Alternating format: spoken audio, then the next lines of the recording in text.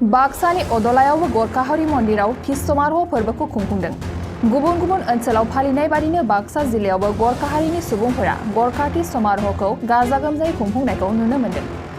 अदला गरखा महिला सुरक्षा समिति आरो बुग्लामारि गरखानारि बिकास समितिनि खौसेयै बानजायनायाव सानसेनि मेहेरगोनां हाबाफारिजों खुंजानाय बे फोरबोआव फुंनि समाव बिफां फुलि गायनाय, फरायसाफोरनि गेजेराव गेलेनाय बादायलायनाय, सोंगाब सोंनाय, सावगारि बोनाय बायदि हाबाफारि लायो। लोगोसे हाबाफारि बायदियै 12 रिंगानिफ्राय गेवलां मेल सावराय जथुमो। बे गेवलां मेलाव गाहाय आलासि महरै बाहागो लायो बाक्सा जिल्ला आगसुनि आफादगिरि राजु सुबेदि बिथाङा। गाहाय आलासि महरै बाहागो लानानै राजु सुबेदि बिथाङा गरखाहारिनि थाखाय संस्कृति प्रक्रिया लुफुंनानै होनो बिटिआरनि गाहाय मावफुं सोद्रोमा प्रमद बर'निसिम दाबि दैखाङो। अदला और बुगलामारी गोरखा महिला समितिर যৌথ উদ্যোগত এই तीज समारोह आयोजन करा হৈছে।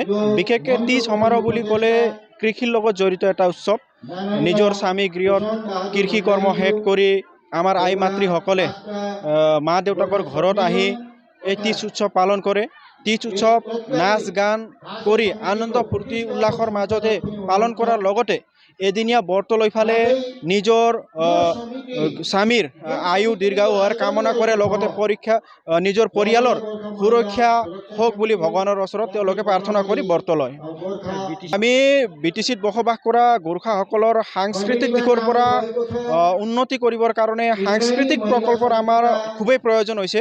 আমি সদৌ অসম গোৰ্খা ছাত্ৰ সন্থা বাক্সা জিলা সমিতিৰ তৰফৰ পৰা বিটিআৰ চৰকাৰৰ মুৰব্বী प्रमोद बड़ो डांगरियाक आह्वान जनाओ जे गोरखाসকলৰ সাংস্কৃতিক দিকটো উন্নত কৰাৰ কাৰণে আমি বিটিআৰ সৰকাৰক এটা সাংস্কৃতিক প্ৰকল্প নিৰ্মাণ কৰাৰ কাৰণে আমি দাবি জনাও।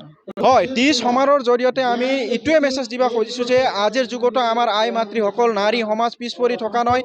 জাতি গঠন প্ৰক্ৰিয়াত, সমাজ গঠন প্ৰক্ৰিয়াত, দেশ গঠন প্ৰক্ৰিয়াত সদায় আই মাতৃসকলে অগ্ৰণীয় ভূমিকা লৈছে আৰু আমাৰ গোৰ্খা সম্প্ৰদায়ৰ আই মাতৃসকলে জাতি গঠন প্ৰক্ৰিয়াত আগত আহি নেতৃত্ব লৈ অগ্ৰণীয় ভূমিকা গ্ৰহণ কৰিবলৈ আমি আহ্বান জনাও। হয়, আমি বাক্সা জিলা গোৰ্খা ছাত্ৰ সন্থাৰ তৰফৰ পৰা মুনিছ তামাং ডাঙৰীয়াক ধন্যবাদ জ্ঞাপন কৰিছোঁ। তেখেতৰ প্ৰচেষ্টাতে আজি অসমৰ কোকৰাঝাৰত ভাৰতীয় গোৰ্খা পৰিসংঘৰ সৰ্বভাৰতীয় পৰ্যায়ৰ এটা অধিৱেশন আয়োজন কৰিছে। লগতে তেওঁ সভাপতি নিৰ্বাচিত হৈছে, তেওঁক আমি শুভকামনা জ্ঞাপন কৰিছোঁ। গোৰ্খা ছাত্ৰ সন্থাই সদায় গোৰ্খা জনগোষ্ঠীৰ বিভিন্ন সংস্থা সংগঠনৰ লগত একগোট হৈ ফালে জাতি গ্ৰহণ প্ৰক্ৰিয়াত সদায় আমি আগবাঢ়ি গৈ আছোঁ। অনাগত দিনত আপোনালোকে গম পাই যাব, বিগত দিনতো আপোনালোকে গম পাইছে, ৰঙিয়াতে হওক, তামোলপুৰতে হওক, অসম গোৰ্খা সন্মিলন, নেপালী সাহিত্য সভা, ভাৰতীয় গোৰ্খা পৰিসংঘৰ লগতে বিভিন্ন সংস্থাৰ লগত আমি একেলগে হৈ ফালে জাতি গঠন প্ৰক্ৰিয়াত জাতিৰ অধিকাৰ প্ৰাপ্তৰ কাৰণে আমি একেলগে সংগ্ৰাম চলাই গৈ আছোঁ। এইকাৰণে আজি আমি तीज উৎসৱ পালন কৰোঁ, তিহাৰ উৎসৱ পালন কৰোঁ। এই উৎসৱসমূহ পালন কৰাৰ অৰ্থটো হ'ল আমাৰ যোনটো কলা সংস্কৃতি আছে, এই কলা সংস্কৃতিসমূহ জীয়াই ৰখাৰ কাৰণে আমি বিটিচি চৰকাৰ তথা অসম চৰকাৰক আহ্বান কৰাওঁ, গোৰ্খাসকলৰ কলা সংস্কৃতি ৰক্ষণাবেক্ষণ কৰাৰ কাৰণে, গোৰ্খাসকলৰ সংস্কৃতি উন্নত সাধন কৰাৰ কাৰণে গোৰ্খা সাংস্কৃতিক প্ৰকল্প নিৰ্মাণ কৰি গোৰ্খাসকলক সহায় কৰিবলৈ আমি আহ্বান জনাইছোঁ।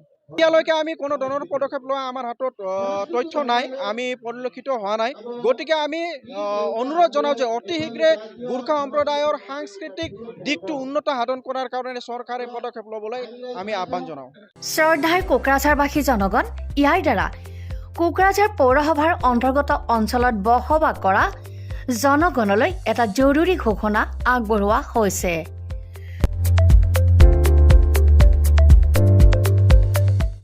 কোকৰাঝাৰ পৌৰসভাৰ অধীনত প্ৰপাৰ্টি বা হোল্ডিং টেক্সৰ সেল্ফ এছেছমেণ্ট আৰু ৰি এছেছমেণ্টৰ কাম পূৰ্ণ গতিত চলি আছে।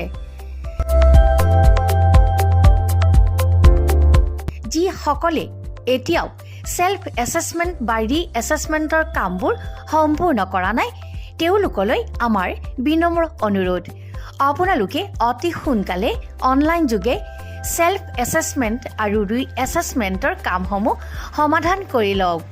তাৰ বাবে আপোনালোকে অনলাইন যোগে প্লে ষ্ট'ৰলৈ গৈ আছাম প্ৰপাৰ্টি টেক্স এপছটো ডাউনলোড কৰি এই এপছৰ দ্বাৰাই আপোনালোকৰ আধৰুৱা কামবোৰ সম্পূৰ্ণ কৰি ল'ব পাৰিব।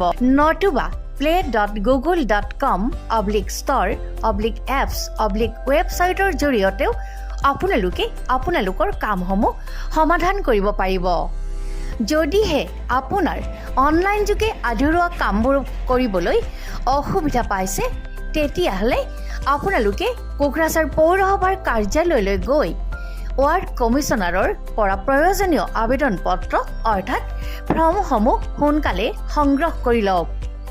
বিতংকৈ জানিবলৈ কোকৰাঝাৰ পৌৰসভা কৰ্তৃপক্ষৰ সৈতেও যোগাযোগ কৰিব পাৰিব। ইতিমধ্যে আপোনালোকৰ সহায়ৰ বাবে মেগা কেম্প কাৰ্যসূচী অনুষ্ঠিত কৰি থকা হৈছে। ধন্যবাদ।